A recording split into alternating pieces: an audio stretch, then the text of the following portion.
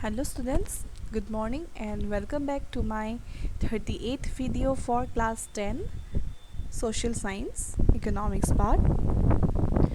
So this is chapter 3 money and credit, and this is part 15 of this chapter. So in our last class we have started with the self-help groups. Okay, so what is self-help group? That is Atmahohayak Gut. So it is a financial intermediary committee usually composed of 15 to 20 women or men between 18 to 40 years. Okay, so it is a committee which composed of 15 to 20 women or men, okay, and their age is between 18 to 40 years. Okay, so in our syllabus we need to discuss about self-help groups for the poor people. Okay, so we have seen in our previous class discussions that the poor household are dependent on the informal source of credit. Okay, so we have seen that 80% of the loan are taken from the informal sector. So why is it so, students? So poor household are still dependent on informal sources of credit. Why? The first reason is banks are not present in rural areas in India. Okay, so most of the banks in India are located in urban areas, and those banks which are located in rural area, so they are not able to meet the needs of all the people. So even when they are present, getting a loan from such a bank is much more difficult than taking a loan from the informal sector, because bank is to demand certain documents, collateral, etc. to provide loans. But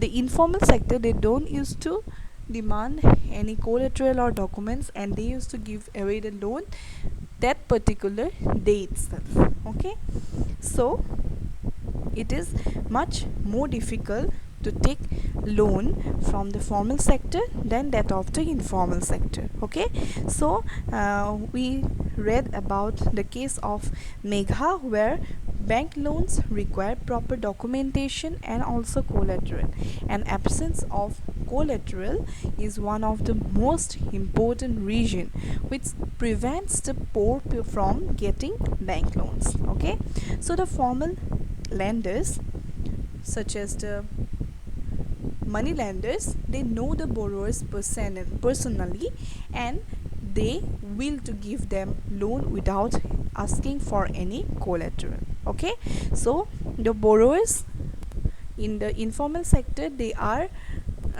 it is easier for them to take loans from the informal sector, because they don't have to give any documents, they don't have to give any collateral, and they used to get the loan very soon. Okay, they don't have to do any formalities. Okay, and the borrowers can even approach the money lenders even without repaying the previous loans. Okay, so the money lender, they used to charge very high rate of interest from the borrowers, and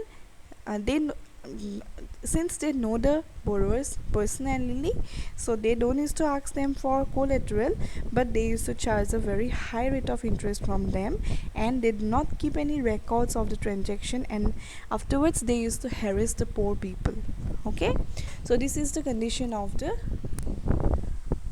poor household who used to take loan from the informal sector. Okay, so recently people had tried out some newer ways of providing loans to the poor.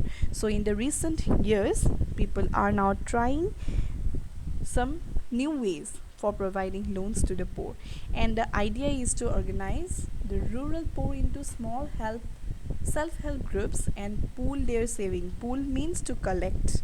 Okay, so what is the solution to this?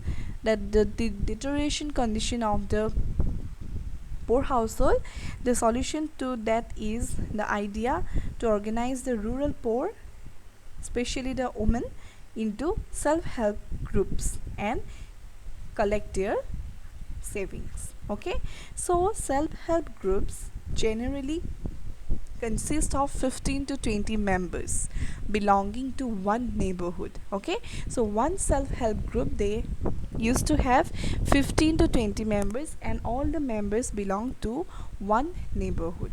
Okay, and what they used to do is that they used to save money. Okay, per member, all the each and every member of the self-help group, they used to save money, and the money that or the amount they used to keep, it varies from rupees 25 to rupees 100 or more, whatever they can afford. Okay, if they can afford only rupees 25 per month or 25 per week, it is okay. Okay, so saving per member varies from rupees 25 to rupees 100 or even more. If they want, they can save more than 100 also. Okay, it all depends on the ability of the people to save. Now the what they used to do with the saving is that the members, they can take small loans from the group itself to meet their needs. Okay, so since they used to save their money like we used to keep in bank, so when the money is collected, some members can take loan and they need to pay interest, but the interest that they pay is much lower than that of the informal source. Okay, so the group charge interest on these loans, but this is very less than what the money lender charge from the poor households borrowers. Okay, so the interest that this loan charge is less than that of the money lenders. Okay, so after a year or two, if the group is regular in saving, then it becomes eligible for availing loan from bank. So if the self-help group turns out to be regular in its saving, then they can take loan from the bank also. Okay, so loan is sanctioned from the bank in the name of the group.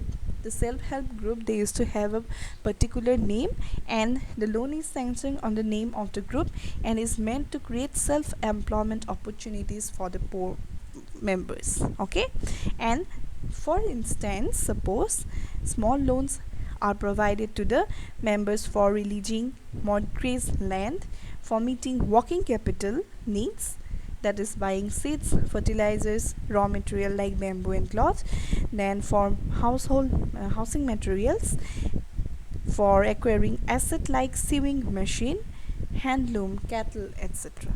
Okay, so most of the important decisions regarding the saving and the loan activities in the self-help group are taken by the members, the group members of the self-help group, that is 15 to 20 members. So they used to work collaboratively, and they used to have mutual understanding, and all the decision they used to take collectively. Okay, and the group decide as regards the loan to be granted, then the purpose of the loan, the amount that is to be granted, then interest that is to be charged, then repayment schedule, etc, etc. Okay, so it is the group, self-help group, which is responsible for the repayment of the loan, and in any case of non-repayment of the loan by any one of the member is followed up seriously by other members in the group, so they can force the member to repay the loan. Okay, because they used to work collectively.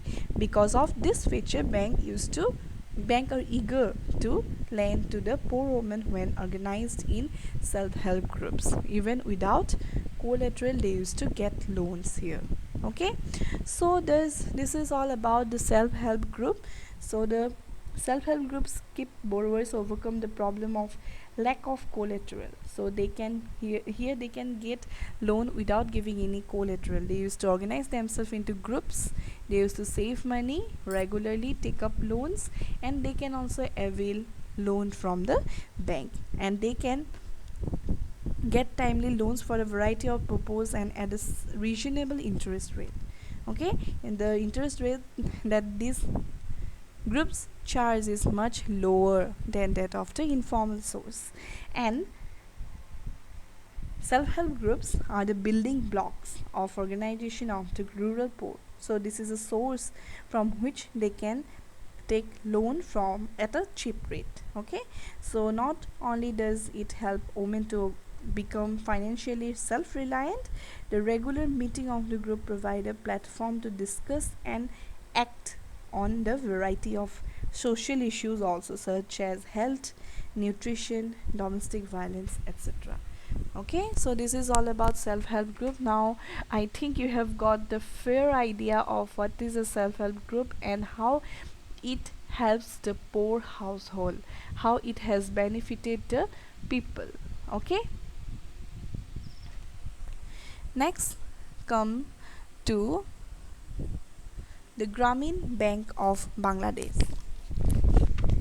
So this is given on your book on page number 52. You can go through. So Grameen Bank of Bangladesh, so this Grameen Bank is located in Bangladesh, is one of the biggest success stories in reaching the poor to meet their credit needs at reasonable rates. So this bank used to give credit to the poor people at reasonable interest rate, and started in the 1970s as a small project.